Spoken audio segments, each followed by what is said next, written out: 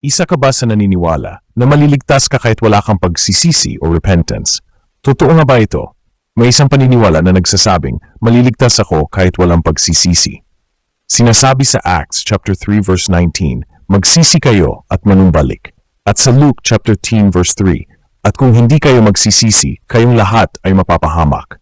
Hindi sinabi na maniwala lang, kundi magsisi. Mismong si Kristo ang nagsabi, magsisi kayo sapagkat malapit na ang kaharian ng langit. Matthew chapter 4 verse 17. Sinasabi naman sa Luke chapter 5 verse 32, hindi ako naparito upang tawagin ang mga matuwid, kundi ang mga makasalanan sa pagsisisi. Kung walang repentance, taliwas ito sa kanyang turo. Isipin mo ito, kung gusto mong maligtas pero ayaw mong iwanan ng kasalanan, parang gusto mong gumaling pero ayaw mong iwanan ng sakit. Sapagkat ang kabayaran ng kasalanan ay kamatayan. Ayon sa Romans chapter 6 verse 23, ang tunay na pananampalataya ay may kasamang pagsisisi. Magbunga kayo ng bunga na karapat-dapat sa pagsisisi.